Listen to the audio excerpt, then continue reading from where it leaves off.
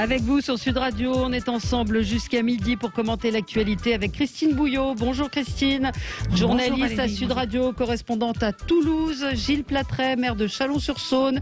Bonjour, vous êtes vice-président des Républicains. Benjamin Lucas, coordinateur national de Génération. Bonjour. Bonjour. Et Patricia Balme, présidente fondatrice de PBcom International. Et vous êtes communicante, Bonjour, voilà, Valérie. spécialiste en communication politique. Alors confinement, il est urgent d'attendre. Macron a-t-il raison de temporiser? On a un petit peu de mal à s'y retrouver avec un Delfrécy très alarmiste. Monsieur Delfrécy, professeur Delfrécy, très alarmiste avant-hier et qui ce matin à la une de Libé dit on n'est pas à une semaine près. Allez, on va essayer d'y comprendre quelque chose. Après les retards de Sanofi, Pasteur abandonne son projet de vaccin, l'échec français dans la course au vaccin, et puis rapport Oxfam, faut-il taxer les plus riches pour financer la facture du coronavirus? On va essayer de traiter tous ces sujets. Commençons par vos coups de cœur, vos coups de gueule. Patricia, on va commencer avec vous, Patricia Balme. Alors, moi, c'est un coup de gueule, mais c'est un coup de gueule général sur un sujet très délicat. Oui. Hier, en effet, on a appris une nouvelle affaire d'abus sexuels concernant Gérard Louvain et son mari Daniel Moine.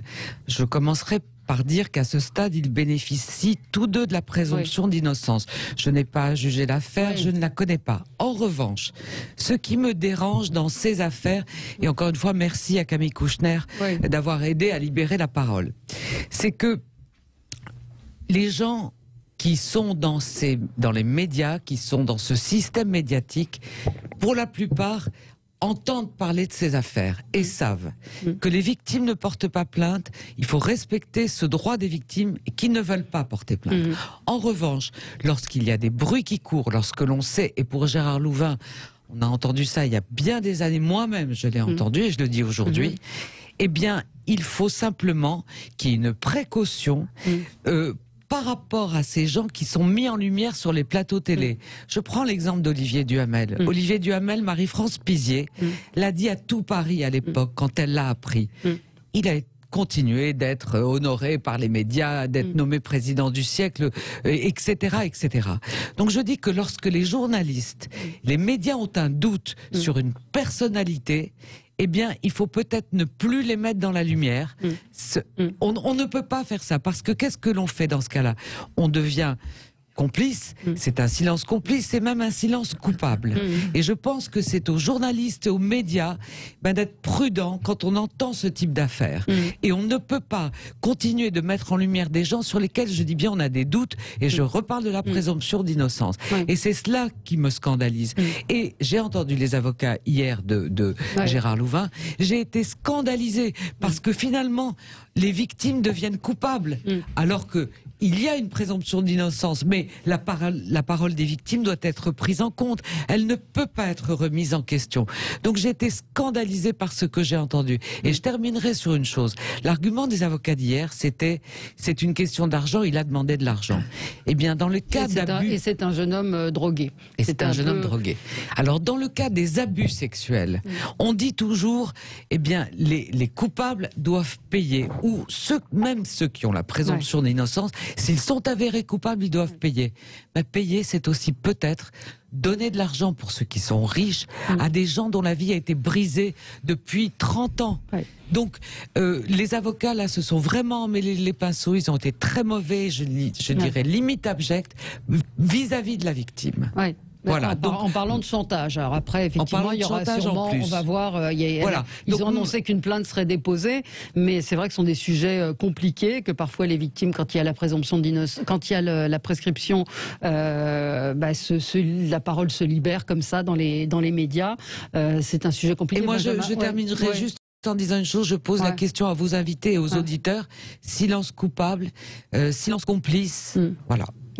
Oui, moi je partage votre gueule. Je crois qu'être invité de plateaux télévisés, de médias et avoir son nom de service dans tout Paris n'est pas un droit. Et donc ça ne remet pas en cause de la présomption d'innocence que de dire sur une personnalité, si on a un doute ou qu'on croit quelque chose ou qu'on entend des bruits, etc., d'avoir une espèce de principe de précaution médiatique. Je pense que de ce point de vue-là, votre coup de gueule est salutaire et que c'est vrai que le côté positif de tout ce qui se passe en ce moment, c'est que la peur est en train de changer de camp et que désormais ce sont les agresseurs, les violeurs qui doivent avoir peur. Et je crois que c'est c'est très positif pour notre société.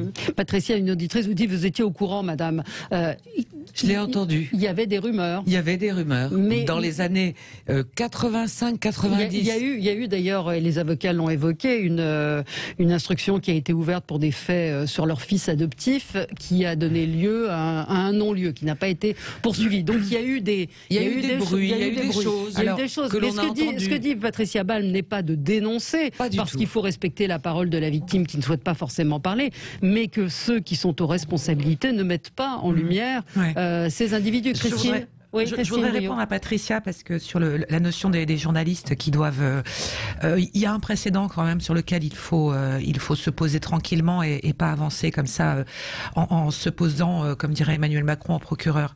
Il y a l'affaire Baudis, c'est un précédent qui est quand même gravissime et la rumeur malheureusement fait des dégâts sur toute une famille. Donc je pense que la difficulté dans ces dossiers-là, c'est la libération de la parole et c'est surtout les lieux d'écoute des victimes. Toutes ces victimes dans l'affaire, alors vous parlez de l'affaire Louvain, mais cette victime, elle est face à quelqu'un qui est tout puissant. Ça se retrouve à chaque fois dans chacun des schémas des agressions. C'est ça qui est difficile. Donc ces victimes-là, la libération de la parole aujourd'hui est nécessaire et permet justement cette écoute, c'est que dans ces époques-là, on avait du mal en tant que victime à pousser une porte et dire j'ai été victime de quelqu'un qui est effectivement tout puissant sur la place de Paris, de Toulouse, de Lyon, de Marseille, de ce que vous voulez. Et donc la difficulté, c'est effectivement d'entendre ces paroles-là et que de manière posée et sereine, on puisse enquêter. Moi, je pense que les journalistes ont effectivement un rôle, mais c'est très compliqué. N'oubliez jamais les dégâts et les ravages. Moi, j'ai vécu ça. Je peux vous dire qu'en interne, je peux vous dire que l'affaire Baudis, elle doit nous servir, de Dominique Baudis, d'alerte sur la façon dont nous, les médias, on doit se poser sur des questions comme celle-là. Mais je pense que ce sont plus sur la rumeur, je parle. Oui, ce sont plus les responsables politiques qui doivent, pas politiques, les responsables médiatiques, plus que des journalistes. Vous ne pouvez rien faire si la victime ne veut pas parler. Encore une fois, Laurence vous relance, notre auditrice, en disant pourquoi vous ne l'avez pas dit si tel était le cas. Le but n'est pas de dénoncer forcément quand une victime ne veut pas parler, ne souhaite pas porter plainte. Je vais répondre tout de suite à votre auditrice. Moi, je n'aime pas la délation, le principe de la délation. Mais je ne suis pas non plus pour la complicité médiatique par rapport aux puissants. Et c'est ça qui me dérange.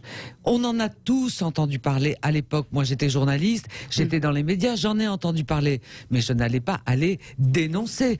Et je suis contre. Et l'affaire Outreau, comme l'affaire Baudis, que vous avez rappelé avec beaucoup de justesse, on ne peut pas jeter l'opprobre sur quelqu'un sans preuve. Et aujourd'hui, il existe la présomption d'innocence. Absolument. Alors, Gilles Platret ? Le débat a été bien posé par l'ensemble des intervenants. Je crois qu'il faut être effectivement prudent sur ce que la rumeur peut avoir de carnassière, parce qu'elle peut détruire des gens qui sont complètement innocents. Et le vrai problème dans tout ça, c'est en réalité l'accompagnement des victimes. On a encore un vrai souci, je le vois dans d'autres domaines, notamment en matière de violence intrafamiliale, pour libérer la parole de celles et ceux, alors généralement de celles d'ailleurs à 96% dans le cas des violences intrafamiliales, qui sont les victimes des agissements de leurs conjoints. Et notre enjeu, c'est précisément la libération de la parole de la victime. Parce que vous le savez bien, et d'ailleurs l'affaire Duhamel le montre bien, vous pouvez avoir des certitudes, s'il n'y a pas de dépôt de plainte, c'est très compliqué pour la justice de faire son travail. Donc, et on voit bien que finalement, depuis toutes ces années, la parole n'est pas encore complètement libérée. Donc c'est vrai que la médiatisation de certaines affaires le permet sans doute. Je dirais aussi simplement qu'il faut une chose toute simple, c'est que quand vous décidez de porter plainte, vous vous retrouvez en réalité tout seul par rapport à une énorme responsabilité. Et c'est parfois ce qui empêche les victimes d'aller jusqu'au commissariat pour déposer plainte. Donc il faut un accompagnement, ça se prépare, ça se travaille.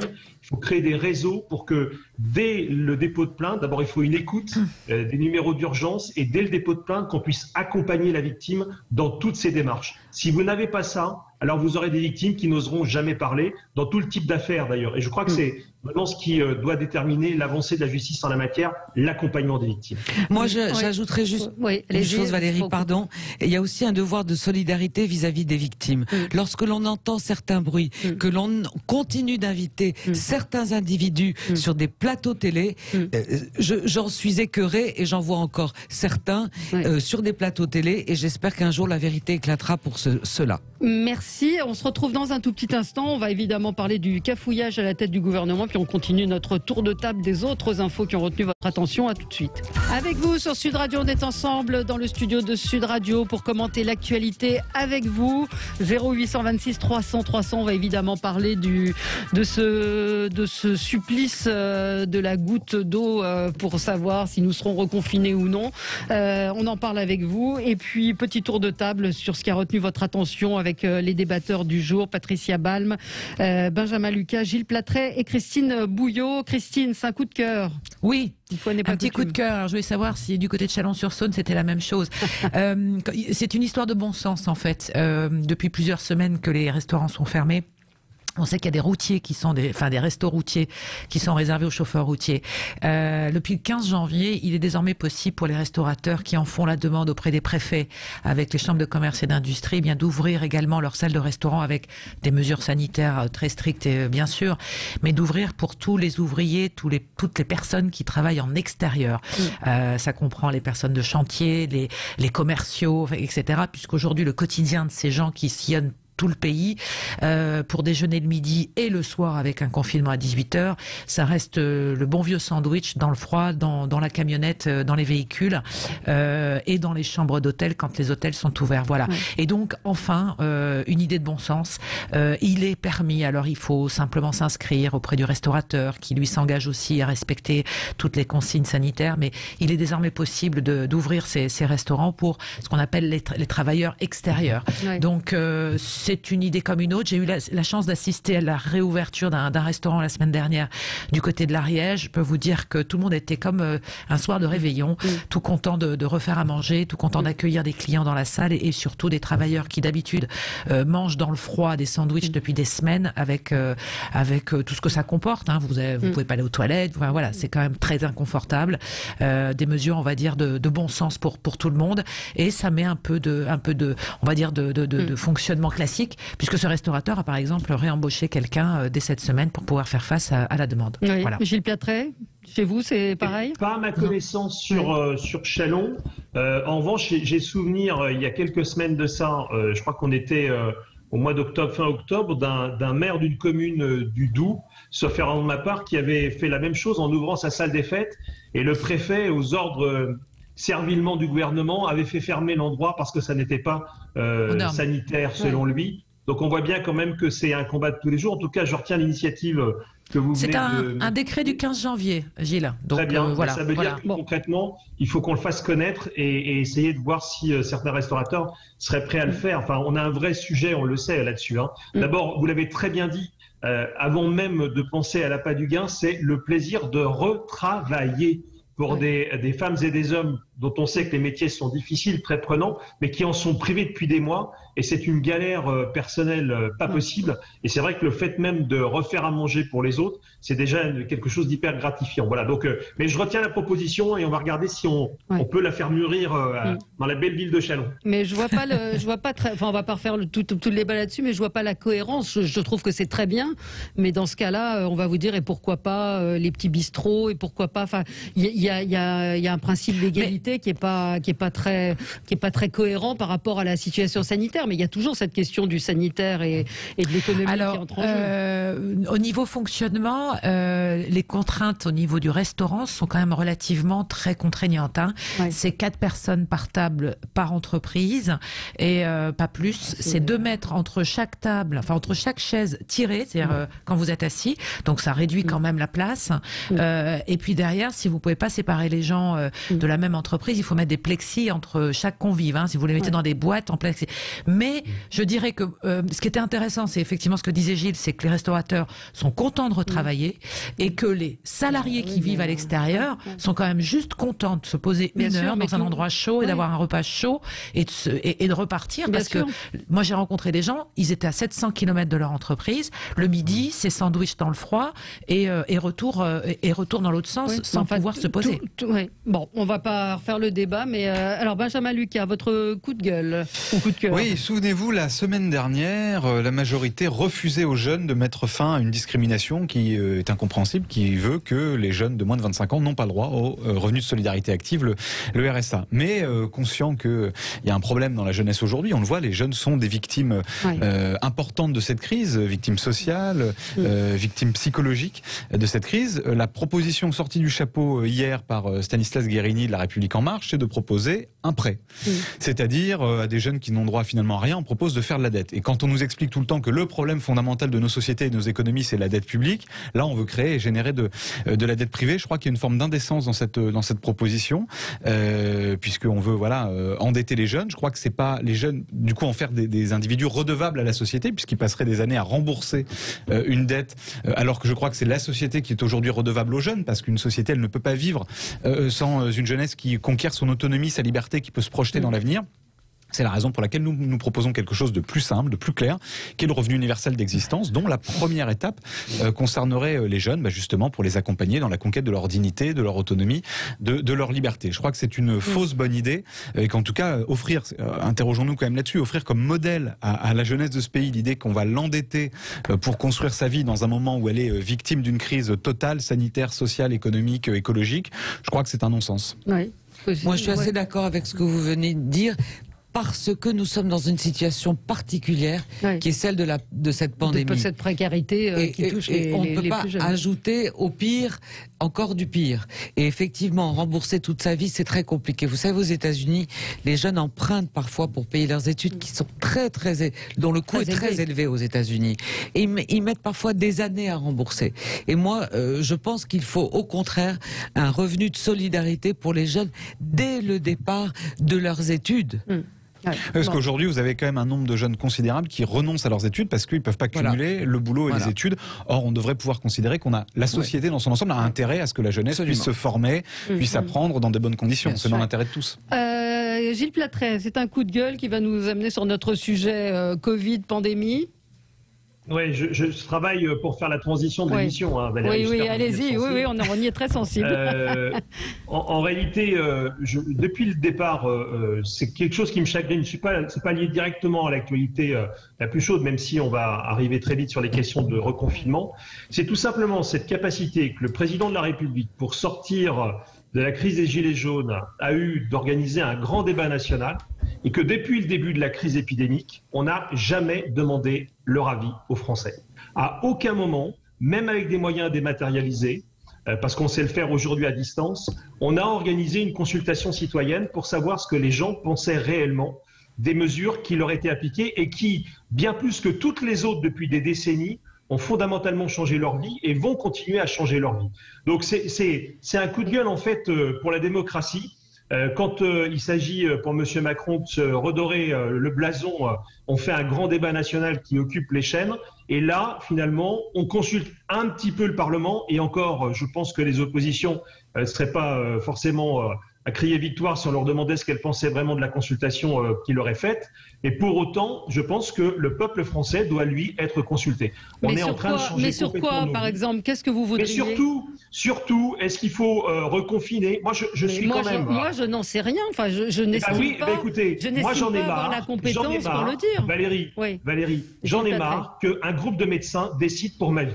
Voilà, c'est aussi simple que ça. Je pense que je suis aussi moi, je préfère que ce soit des médecins que moi. Des politiques. Que moi. Eh ben, moi, je suis pas d'accord avec vous, Valérie. Je suis désolé, ça n'est pas... Alors, même si j'ai évidemment confiance dans les médecins, la question n'est pas là, je ne fais pas un procès contre une corporation dont on a besoin. Mais aujourd'hui, l'avenir du pays est dans la main du corps médical. Eh bien, c'est pas normal. Il y a un moment donné où la politique doit reprendre ses droits. La politique, c'est l'expression de la volonté générale. C'est ce qui est le peuple n'est jamais consulté sur ce qui se passe. Alors, c'est comme le gouvernement, le président de la République qui prennent les décisions, là, en l'occurrence. Qui ont été élus. Moi, qui ai plus de... Je partage l'idée qu'il faut plus de transparence, qu'il faut un débat qui apaise les Français et donc dans lequel toutes les données sont accessibles, dans lequel le Parlement a un vrai rôle. Moi, je suis pour que le Parlement sur le valide. variant anglais, on les a pas, on les aura aujourd'hui. Voilà, mais je suis pour que le Parlement vote et pas un conseil de défense sanitaire qui correspond à rien dans la Constitution.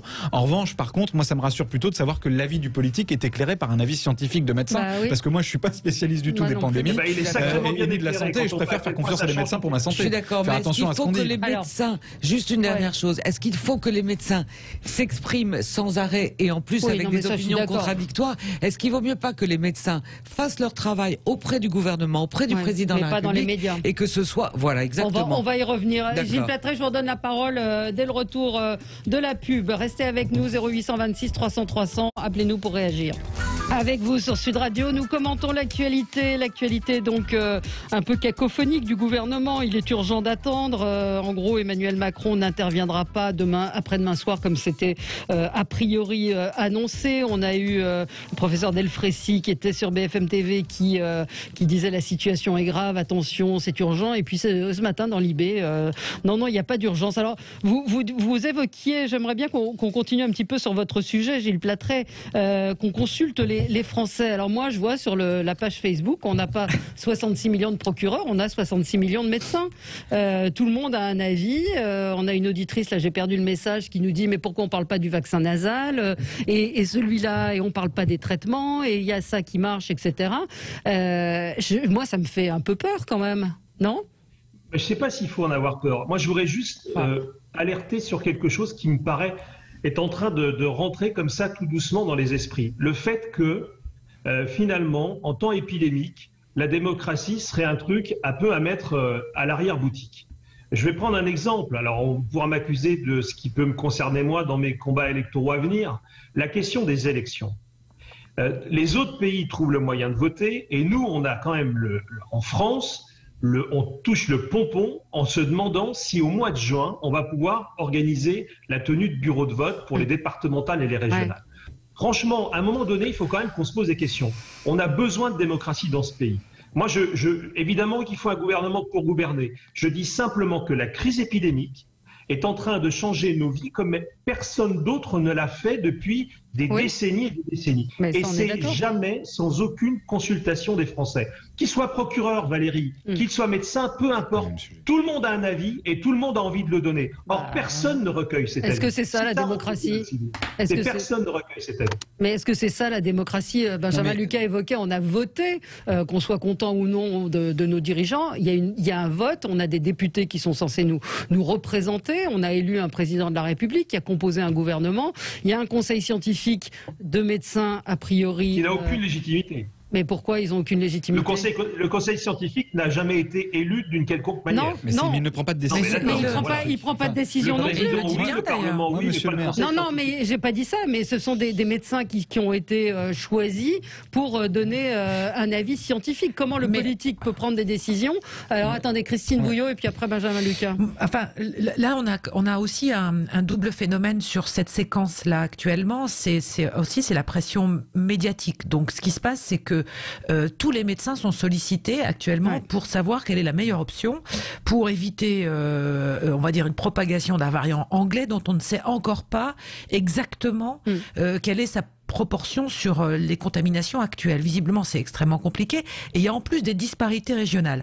C'est-à-dire que visiblement, on serait à 3% en Île-de-France. Et si je prends ma région, on est aux dernières nouvelles hier, donc je peux pas être plus précise, on est à même pas 1,02% de taux de variants anglais dans des tests qui ont été effectués de manière discriminatoire. Donc, Aujourd'hui, on a tous ces médecins qui sont sollicités pour savoir sur quoi. Et puis, en parallèle, vous avez tous ces ministres qui sont aussi sollicités, qui chacun défend sa corporation. Et donc, on en arrive à cette fameuse cacophonie où je peux concevoir, Gilles Plattret, que le citoyen lambda, les élus locaux qui doivent organiser la vie publique ne s'y retrouvent pas. Parce que, très sincèrement, Valérie, moi, je reçois 10 coups de fil par jour où on me demande à moi, Christine Bouillot, si j'ai des nouvelles du confinement qui doit démarrer jeudi. Donc, c'est quand même lunaire. Donc, on est vraiment dans une situation où tout le monde est dans l'attente et ça devient schizophrène et la cacophonie, elle est là aujourd'hui. Sauf qu'il y a des décisions à prendre. Moi, je prendrais juste l'exemple des vacances scolaires. Aujourd'hui, on entend tout et n'importe quoi sur l'organisation des vacances qui commence pour la zone de Bordeaux dans 10 jours. Non, mais c'est vrai, on a une cacophonie réelle. Non, il y a plusieurs débats dans le débat. Oui, c'est aux politiques et à la démocratie de décider. Moi, je suis pour que ce soit le Parlement, pour que ce soit les gouvernants. Je suis même pour changer de gouvernant, puisque j'essaye de contribuer avec d'autres à ce que nous construisions une alternative à gauche pour 2022. Donc, bien sûr, oui, la démocratie, évidemment, ne doit pas... Et oui, on doit voter au mois de juin. Et oui, il faut préserver à tout prix la démocratie. On doit pouvoir le faire comme d'autres grandes démocraties dans le monde. En revanche, sur l'opinion, sur l'avis, sur faut-il confiner ou pas, moi je vais vous parler d'un exemple tout simple, il s'agit de mon petit frère. Mon petit frère, il est étudiant hospitalier et pour 350 € par mois, il bosse dans une unité Covid. Donc moi, comme mon petit frère, qui a fait des études de médecine, ce qui n'est pas mon cas, qui est tous les jours confronté à la réalité du Covid, pour que dalle, pour gagner rien du tout. Quand lui me dit, là, il va falloir confiner. Là, on s'en sortira pas. Moi, j'ai envie de l'écouter, lui, plutôt qu'un café du commerce géant ou des élus qui doivent prendre les décisions, mais qui doivent appuyer leurs décisions sur la science, sur la rationalité, etc. Et ça me paraît essentiel. Parce qu'on va encore applaudir tous les soirs à 20h les soignants et dire « Ah, les pauvres, ils ont un métier difficile ». Et puis là, on va dire « Oui, mais alors quand même, il faudrait privilégier qui l'économie, qui ceci, etc. » Voilà. Non, à un moment donné, il y a des décisions à prendre. Il faut qu'elle soit prise dans la transparence, avec un processus démocratique. Moi, je crois que c'est au Parlement de voter. On a élu des parlementaires, ils rendent des comptes, ils devront rendre des comptes, et on pourra en changer d'ailleurs. Chacun pourra, lors des prochaines élections législatives, décider de balancer son parlementaire pour en prendre un autre. Et d'ailleurs, je souhaite qu'il y ait une autre majorité.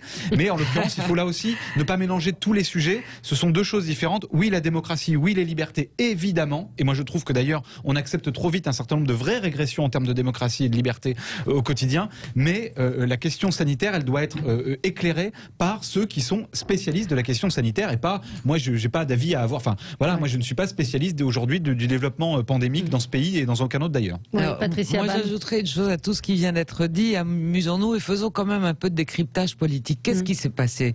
Il s'est passé qu'il y a eu des fuites de l'Élysée et avec des fuites qui disaient que le président allait s'exprimer mercredi, qu'on allait vers un reconfinement, et c'était à la une du JDD dimanche. Et on le sait parce qu'il l'a déjà dit à des proches, le président Macron déteste se faire dicter sa politique ou que les journalistes annoncent des décisions avant qu'il ne les exprime. Donc, qu'est-ce qu'il fait le président Macron? Devant les sondages, parce qu'il y a eu des sondages hier où on sait que 50% des Français sont contre ce confinement, mais là il fait de la politique. Et il recule. Et il dit, nous ne sommes pas à une semaine près. C'est Delfrécy qui dit ça après avoir dit que c'était très grave. Parce qu'il a reçu un coup de fil de l'Élysée. Il a dû se faire remonter les bretelles. Évidemment. Et donc, c'est là où, à nouveau, il y a une cacophonie entre les annonces, entre les fuites. Qui rajoute de l'angoisse d'ailleurs. L'angoisse sanitaire, on rajoute de l'angoisse qui est insupportable pour tout le monde. Et les Français vivent en ce moment, et ces jours-ci en particulier, avec l'épée de Damoclès du reconfinement sur la tête. Ils ne savent pas comment ils vont s'organiser à nouveau. Donc, école, pas école. Et où est l'anticipation? Et où est l'anticipation? Alors, là, je donnerais simplement raison au gouvernement et au président de la République sur une chose. C'est que si on confine maintenant, il faut être très prudent parce qu'avec le variant qui arrive avec un pic au mois de mars, avril, ça veut dire qu'on confine maintenant, mais qu'on confine maintenant pour 2 mois minimum. Et là, ce sera insupportable pour tous les Français. Donc, le président n'est pas ennemi de ses propres intérêts. Il fait de la politique et il se dit, là, j'ai toute l'opinion contre moi. Christine Bouillot. Oui, et puis de quel confinement on parle aussi. Bien sûr. Voilà, je pense que c'est là-dessus aussi. Chacun, alors c'est merveilleux. Hein, moi, je rentre dans un commerce, chacun il voit midi à sa porte et se dit bon oui, effectivement, il faut fermer les écoles, mais pas les commerces. Et puis après, on nous dit non, mais il faudrait pas fermer, confiner le week-end, mais pas la semaine. Et puis donc, je pense que de toute façon, le chemin est entre les deux et que malheureusement, ce qui est terrible, c'est que là, le tunnel, il est rallongé de quelques semaines sur sur la sortie d'une éventuelle crise grâce à l'arrivée des vaccins qui arrivent, comme on le sait, de manière plus ou moins chaotique. Donc c'est vrai que pour l'exécutif, donner le sentiment de prendre des nouvelles. Enfin, vous avez vu quand même le basculement entre dimanche et aujourd'hui, où on était effectivement sur un confinement qui allait démarrer incessamment sous peu, des jeudis, des week-ends. Et puis là, on commence à nous dire, bon, finalement, on va se laisser le temps d'attendre. Donc je comprends que le citoyen lambda qui entend tout ça ne sait plus, et alors l'économie encore plus, parce que du côté des entreprises, c'est aussi ça qu'il faut réfléchir. C'est les entreprises, elles se demandent aussi comment organiser la vie en interne avec des annonces qui n'en sont pas en fait aujourd'hui. Donc c'est vrai que c'est mal barré. Un auditeur nous dit, attendez, votre intervenante, donc Patricia, nous explique que M. Macron gère une pandémie depuis 12 mois par sondage et suivant son humeur, ça choque personne. Non, ce n'est pas du tout, mais alors pas du tout ce que j'ai dit.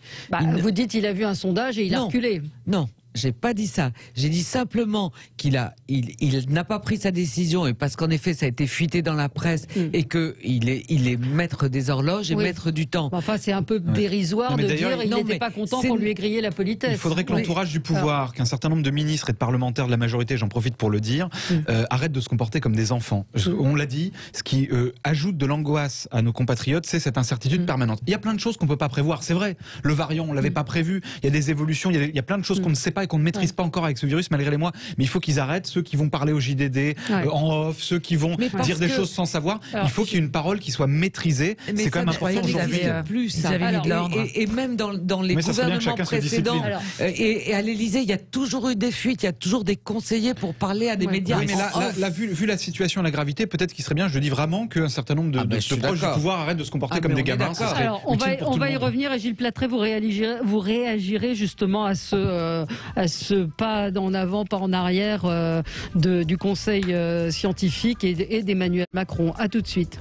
Avec vous sur Sud Radio, avec Christine Bouillot, Gilles Plattret, Benjamin Lucas et Patricia Balme. Alors, Gilles Plattret, je voulais vous entendre sur ce va-et-vient d'Emmanuel Macron. Il devait s'exprimer, il ne s'exprime plus. Le professeur Delfrécy nous dit que la situation est grave dimanche et lundi, il n'y a pas d'urgence.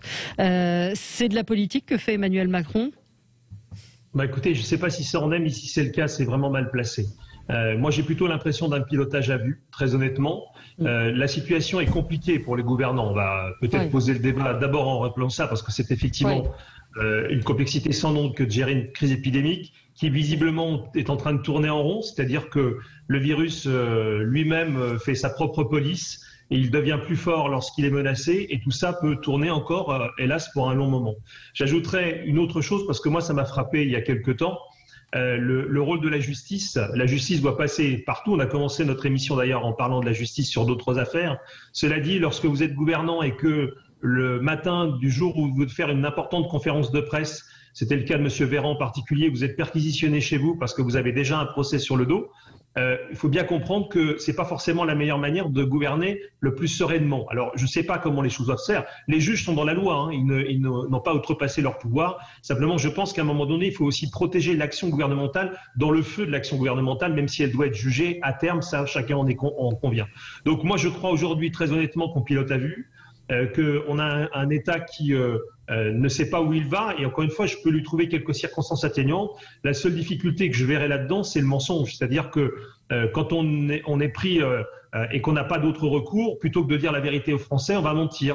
On a menti sur les masques au printemps, on ment sur les vaccins maintenant, on ment sur les vaccins. Oui. Nous n'avons pas les vaccins. Oui. Voilà, on nous a chez vous, juste nous n'avons pas les vaccins. Une parenthèse, chez vous, il se passe quoi à Chalon-sur-Saône? Chez nous, il se passe ce qu'on a vu dans d'autres régions françaises, dans pratiquement toutes les communes de France. C'est-à-dire que on a répondu à l'appel de l'État, on a mis en place un centre de vaccination dans des locaux municipaux, en mettant à disposition du personnel municipal, pas que, hein, il y en a d'autres aussi, mais en tout cas du personnel municipal et intercommunal.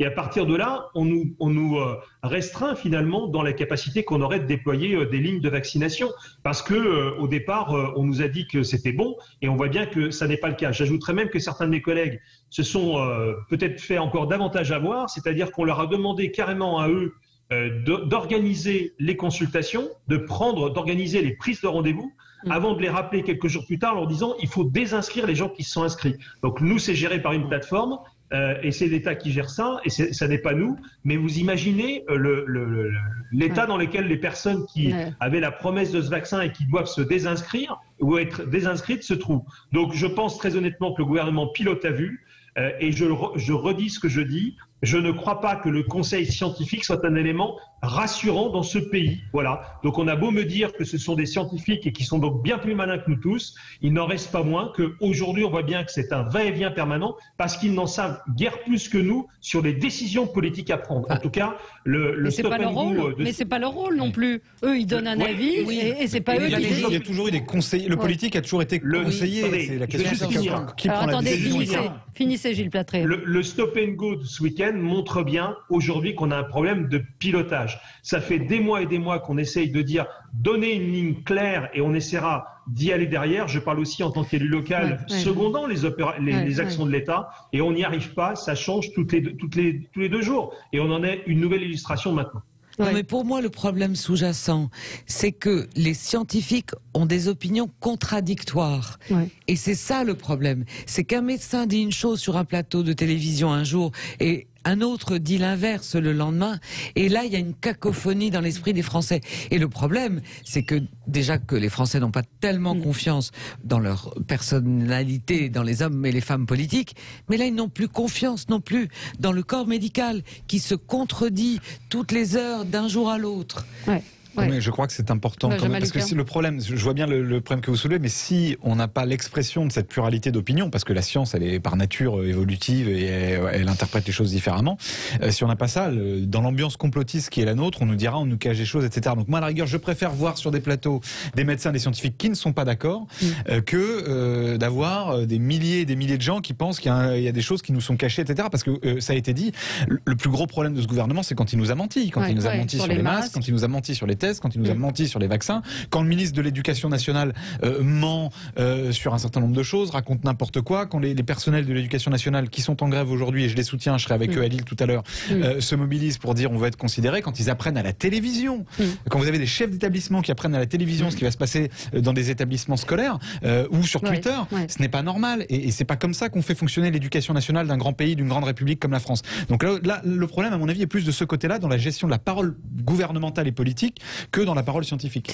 Alors je rebondirai sur une chose que vous avez dit, c'est pas le problème de la parole contradictoire, c'est le problème des annonces qui sont non seulement contradictoires, mais totalement opposés d'un jour. De l'angoisse. Oui, parce que le JDD, on peut pas imaginer qu'il n'y ait pas eu une confirmation, ou en tout cas qu'il y ait eu une information sérieuse sur cette intervention. Christine Bouillot. Oui, il peut aussi y avoir des ballons d'essai, ça arrive très souvent. Hein, vous avez raison.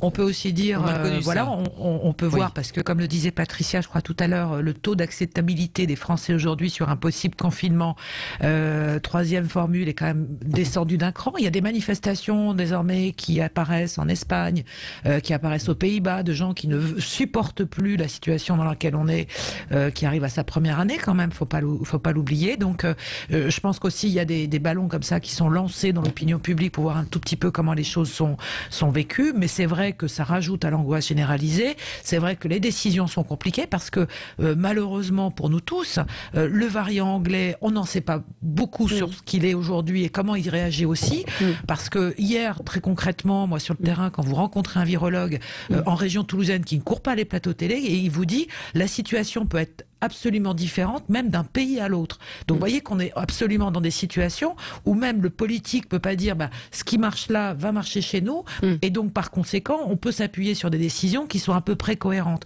Donc c'est extrêmement compliqué aujourd'hui d'annoncer 3 jours avant ce qui va se passer dans les 4 jours qui arrivent. Donc aujourd'hui, on est dans une hystérie collective parce qu'on aimerait savoir à quoi on va être mangé, sauf que on a le sentiment que personne n'en sait rien. Voilà. Et à commencer par le politique qui, lui, doit trancher au final. Alors, un auditeur réagit en disant à quand un vrai débat contradictoire avec des vrais médecins. Alors, j'imagine que pour vous, je signale juste que le professeur Raoult a toujours refusé le débat contradictoire, ainsi que le docteur Fouché, ainsi que tous ces médecins qui sont contestés. Donc, pourquoi pas? Ça leur a été proposé et ils ont refusé. Je voudrais qu'on parle du vaccin français après les retards de Sanofi. Sanofi. C'est Pasteur qui abandonne son projet de vaccin. C'est un échec total. Écoutez le patron hier de Pasteur. Ce qu'il disait, c'est en France, on est toujours content. Je profite en fait d'être avec vous pour remercier les équipes qui se sont vraiment données pleinement pour faire que cette idée de candidat vaccin qui a germé au début de l'année 2020 puisse aller jusqu'à l'essai clinique. Ils ont travaillé d'arrache-pied.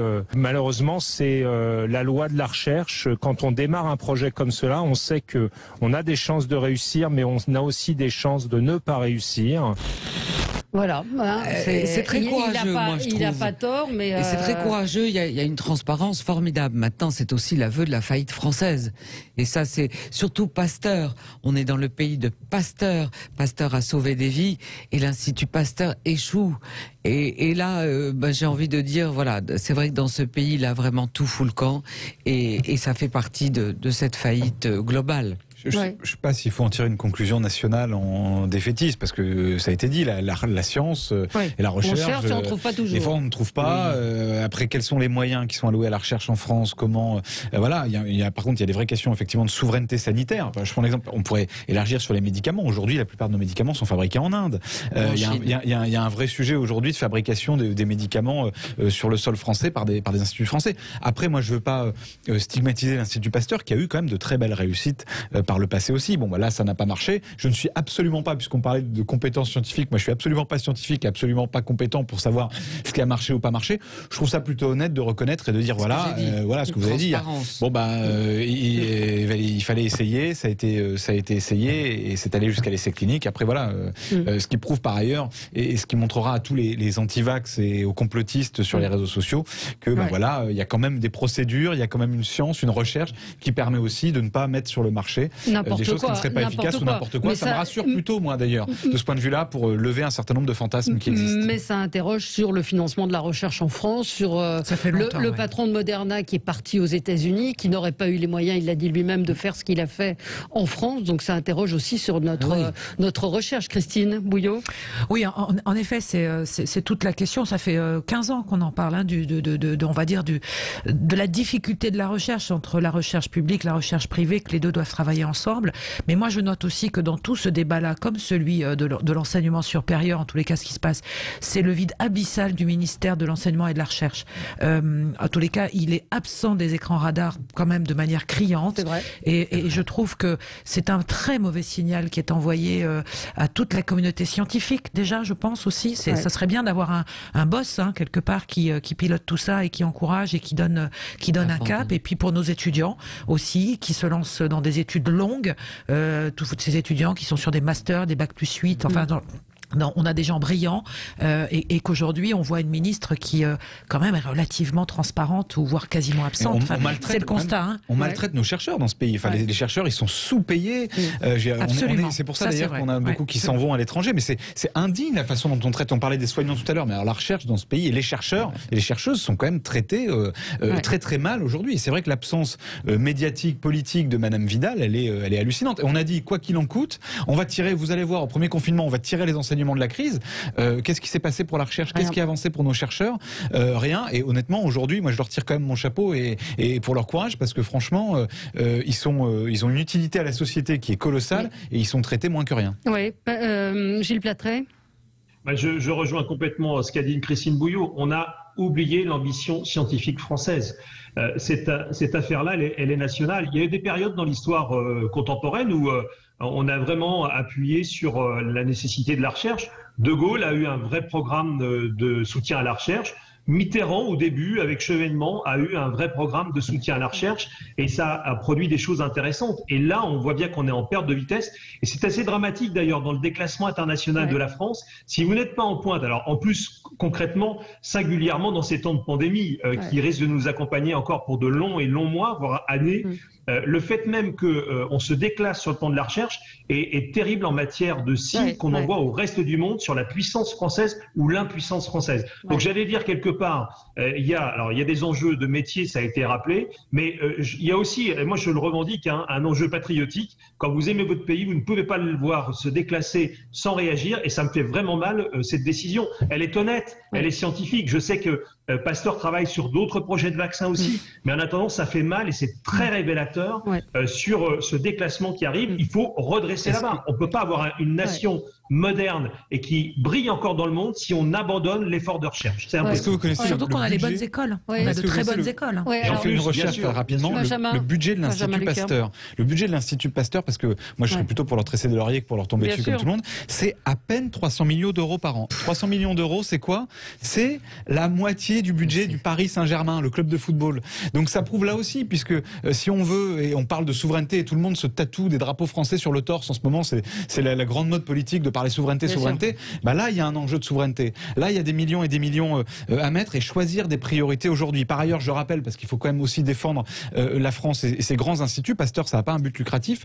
Pasteur, c'est des dizaines, je crois, c'est 10 prix Nobel depuis 1907. C'est un non, mais c'est ce que nous dit une auditrice, on n'est pas... Et avec à peine 300 millions, ça paraît énorme quand on entend, mais voilà, la moitié du budget du Paris Saint-Germain. Donc honnêtement, là, ça doit aussi nous inviter à repenser le sens des priorités dans notre société dans ce moment de crise. J'aurais adoré interroger les auditeurs de Sud Radio pour leur demander s'ils savaient que Madame Vidal est ministre de la Recherche. C'est ce que j'allais poser comme question, parce que je vais vous dire que je suis allée chercher sur Internet, parce que j'ai eu un énorme trou de mémoire sur le nom de cette ministre. Voilà. Donc voilà, mais c'est vrai, des auditeurs nous disent la recherche, c'est comme son nom l'indique, on cherche, on ne trouve pas toujours, mais quand on voit l'investissement, l'argent qui a été mis aux États-Unis pour la recherche sur ce vaccin, oui, on peut s'étonner que la Chine, la Russie, l'Angleterre, les États-Unis aient un vaccin et pas la France qui est censée être la 6e puissance mondiale. C'est ce que disait De Gaulle, On se retrouve dans un tout petit instant avec vous, à tout de suite. Avec vous sur Sud Radio jusqu'à midi, nous commentons l'actualité, on a beaucoup parlé du vaccin, de reconfinement, et je voulais qu'on évoque le rapport Oxfam qui suggère de taxer les plus riches pour financer la facture du coronavirus. Alors vous avez lu, Patricia Balmes, en partie de ce rapport, mais ça fait partie, parce qu'Oxfam n'est pas seul, il y a une partie de la gauche qui plaide pour taxer les plus riches. Alors, ce que j'ai découvert dans ce rapport, et les chiffres sont très clairs, 7 milliardaires possèdent plus de richesses que 60% de la population mondiale. Ouais. Donc voilà, le sujet est posé. Maintenant, pour aller très vite, et on n'a peut-être plus beaucoup de temps, je dirais la chose suivante. Est-ce que la taxation des plus riches profitera aux plus pauvres? Et vraiment, je pose la question en toute innocence, si je puis dire. Je vais donner un autre exemple. En ce qui concerne la France, et Bernard Arnault est un fleuron de l'industrie française, et c'est un des hommes les plus riches de la planète. Bernard Arnault, qui paye énormément d'impôts dans ce pays, aurait pu s'expatrier depuis longtemps et aller dans des pays où l'impôt n'existe pas, que ce soit le Delaware, Dubaï ou autre paradis fiscal. Il ne l'a pas fait. Pourquoi il est resté en France et pourquoi il paye des impôts colossaux? Donc, je réitère ma question, et vraiment c'est une question en toute innocence. Est-ce que la taxation des plus riches profitera aux plus pauvres de la planète? Oui, l'ONG cite en exemple l'Argentine qui a adopté en décembre une loi instituant un impôt extraordinaire sur les grandes fortunes qui pourrait rapporter 3 milliards de dollars pour financer la lutte contre les effets Covid.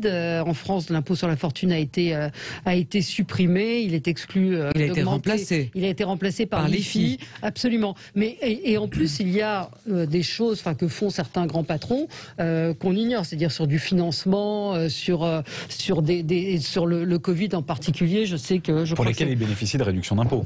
Oui, mais enfin, quand LVMH achète 500 respirateurs pour donner aux hôpitaux ou faire venir des masques. Oui, mais alors moi je pense que ce n'est pas à ceux qui ont l'argent de décider ce qui est bon et ce qui est pas bon, parce que là c'est bien, ils donnent, mais moi je préférais que ce soit la puissance publique et donc la démocratie, les représentants de nous, citoyens, qui décident où on met l'argent ou pas. 2 remarques sur cette affaire de 2 natures. D'abord sur l'urgence.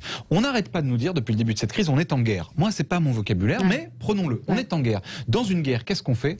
On met toute l'économie, on met tout au service de la victoire. Si on veut tout mettre au service de la victoire dans cette guerre qui est sanitaire et sociale, alors il faut, oui, faire contribuer exceptionnellement beaucoup plus les plus riches, comme on le fait dans toutes les guerres ou dans toutes les périodes, voilà, où on met toute l'économie, tout est mis à contribution pour construire des tanks, etc. Là, il faut tout mettre à contribution pour réparer les dégâts sociaux. Il va y avoir 10 millions de pauvres avec cette crise. Et vous l'avez dit, il faudra, pour ceux, c'est le rapport d'Oxfam aussi qui dit ça, il y a les plus riches qui ont reconstitué leur richesse. Pour les plus pauvres et ceux qui ont le plus perdu, il faudra 1 décennie pour revenir au niveau de vie antérieur. 1 décennie, c'est énorme. Ça, c'est la première remarque d'un point de vue d'urgence. Et puis ensuite, ce que nous révèle ce rapport, mais pour le coup, Oxfam produit des rapports chaque année. Ouais. Et de ce point de vue-là, les plusieurs points qui se suivent, ça fait une ligne. Et les choses, elles sont maintenant ancrées dans la réalité. C'est qu'il y a quand même une indécence, vous l'avez dit. Une indécence. Moi, qui ai des inégalités de revenus, qui ai des riches et qui ai des pauvres, c'est la société. J'allais dire, c'est comme ça. Mais je suis pas pour dire tout le monde doit gagner la même chose. Mais quand même, qu'est-ce qui justifie moralement, je vais me placer d'un point de vue moral, qu'est-ce qui justifie moralement qu'un individu gagne 500, 600, 1000 fois plus qu'un autre au regard, je termine, au regard de sa valeur dans la société. Donc moi, je plaide pour qu'on partage. Il y a pas, il y a une indécence de l'ultra-richesse, qui est aujourd'hui scandaleuse. Et c'est pour ça que nous proposons par exemple le revenu universel d'existence, qui est un instrument pour partager et répartir cette richesse en abondance. Parce qu'on nous parle sans cesse de ruissellement, là il y a un moyen, il y a un motif pour faire ruisseler. Ce qu'on nous dit, et je termine d'un mot là-dessus, on nous dit toujours, quand on demande des droits sociaux supplémentaires, des conquêtes, etc., avant de partager le gâteau, il faut le faire, il faut le produire. Là, on est devant la devanture de la pâtisserie, et franchement, ça déborde de crème. Donc là, on a de quoi partager quand même tout de suite. Maintenant, est-ce que ça déborde vraiment de crème? Ah bah oui, les chiffres ils sont éloquents quand même sur ce que possède un petit nombre par rapport à la grande masse des habitants de cette planète. Je voudrais juste une petite rectification à ce que vous avez dit. Lorsque j'ai expliqué l'un des points du rapport Oxfam, je n'ai pas parlé d'indécence. J'ai exprimé un point. Oui, non, moi j'en parle. Que vous en parliez, oui, mais moi je n'ai pas parlé d'indécence. Simplement, et je connais le discours de la gauche et depuis François Mitterrand, et on oppose les riches et les pauvres. Et ça, non, au contraire, je les oppose pas. Je propose une société du partage. Oui, mais donc en les opposant, la réponse, c'est que les plus riches vont partir. Et la dénonciation permanente des riches. Le mot riche est devenu une insulte en France depuis François Mitterrand et depuis le pouvoir socialiste. Véritablement. On n'est pas malheureux. On va pas nous faire croire qu'on est malheureux quand on a la fortune de Monsieur Arnaud. Honnêtement, je pense qu'il peut. Je parle de division de la société française. Je parle pas de malheur. Elle existe dans les faits. Mais moi je ne l'exacerbe pas. L'inégalité existe mondialement oui. dans toutes les couches de la société. Et on peut considérer qu'elle est moralement pas juste. Alors, Christine Bouillot. De toute façon, alors le creusement des inégalités entre les très très riches et les très pauvres, je dirais, c'est pas nouveau. Les rapports de l'Oxfam, à chaque fois que le sommet de Davos s'ouvre, puisque c'est le cas aujourd'hui cette semaine, fait exactement le même constat d'année en année, je dirais. Donc il y a rien de nouveau. Ce qui est choquant aujourd'hui, c'est qu'effectivement, ce qui est choquant en tous les cas, ce qui choque l'opinion publique et qui va choquer l'opinion publique internationale, faut pas se leurrer, c'est que cette crise qui va plonger des millions de gens dans tous les pays, de tous les continents, dans une grande précarité. Effectivement n'atteint pas les ultra riches. Donc je dirais que là maintenant la balle est dans les gouvernants, enfin des nations, c'est de savoir comment on fait effectivement redescendre tout ça de manière à ne pas avoir une explosion, parce que à la sortie vous aurez inévitablement une explosion, qu'elle soit d'ordre démographique, qu'elle soit d'ordre sécuritaire. Enfin, ça ne peut pas continuer si vous plongez des millions de gens comme ça dans la grande précarité et dans la difficulté. Vous pouvez pas en sortir grandi. Donc de toute façon, il faudra trouver une solution et il va falloir que les gens se mettent autour de la table pour éviter ce genre de choses. Enfin, en tous les cas, pour essayer de réduire. Je vois pas où est le. Je veux dire, personne n'a réussi à régler le problème jusqu'à présent. Donc c'est ça qui est compliqué aujourd'hui et c'est ça qui interroge sur la décision politique qui est aujourd'hui noyée par effectivement l'optimisation, on va dire l'hyper richesse. Ces hommes-là sont plus riches et puissants que certains États quand même, faut pas l'oublier. Mais est-ce que c'est pas un peu primaire et basique de dire on va faire payer les riches? Je veux dire, ça c'est sûr que ça. Pinault, c'est pas comme ça que ça va se régler. C'est pas comme ça que ça se réglera. Ça, c'est clair. Gilles Plattret. Moi, il faut regarder deux phénomènes en fait qui sont en train de se conjuguer et qui effectivement peuvent devenir, Christine Bouillot l'a laissé entendre, particulièrement explosifs. Parce qu'ils le sont en eux-mêmes. D'abord, depuis quelques décennies, non seulement les écarts augmentent entre les plus riches et les plus pauvres, mais surtout la classe moyenne, qui était grosso modo le pivot de nos sociétés, qui garantissait l'équilibre avec la promesse qu'on pouvait un jour, quand on était un peu dans le bas de l'échelle sociale, je ne mets pas du tout de jugement de valeur dans ce que je dis, mais sur l'échelle des revenus, qui permettait un jour d'y accéder et donc de vivre décemment. Cette classe moyenne est complètement écrasée depuis quelques décennies et ça s'accélère. Pourquoi ? Parce que le travail aujourd'hui n'est plus assez rémunérateur par rapport à ce qu'il a été dans des périodes de croissance ces décennies passées. Donc ça, c'est le premier phénomène. Et puis il y en a un deuxième qui est terriblement inquiétant. Alors prenons l'exemple français que je connais un petit peu mieux. Je peux même parler évidemment de l'exemple local, mais nous avons une augmentation vertigineuse du nombre de personnes en France qui viennent de passer sous le seuil de pauvreté. Aujourd'hui, ce sont 10 millions de Français qui sont sous ce seuil. C'est-à-dire qu'en à peine un an, 1 million supplémentaire de pauvres dans ce pays. Ça correspond, vous pouvez aller interroger, par exemple, je l'ai fait la semaine dernière, les bénévoles des Restos du Cœur, et vous diront que par rapport à pareille année l'année dernière, on est à 10% de personnes bénéficiaires supplémentaires. Et je ne parle même pas de ceux qui n'osent pas encore saisir la main que nous leur tendons et qui s'enfoncent inévitablement. Donc on a des phénomènes absolument dramatiques sur le plan humain. Il y a un mécanisme de contribution et de répartition des richesses, il existe, il est sans doute assez injuste aujourd'hui. Simplement, il ne faut pas se focaliser sur Arnaud et compagnie. Je veux dire, bien sûr qu'ils doivent contribuer, et vous l'avez rappelé, Arnaud ne fuit pas ses obligations vis-à-vis du fisc français. Il est encore contribuable dans ce pays. Encore heureux. Vous avez des milliers de gens, mais vous avez des milliers et des millions de gens qui payent leurs impôts de façon tout à fait réglementaire. Mais l'année, on leur reste pas de leur parce qu'il a les moyens, parce qu'il aurait les moyens. Oui, parce qu'il aurait les moyens. D'accord, mais bon. Laissez terminer. Encore heureux qui paye ses impôts. C'est quand même incroyable. C'est quand même le problème de la gauche. Dès qu'on parle des riches, vous vous excitez. Parce que si un jour on pouvait parler quand même tranquillement de ce sujet.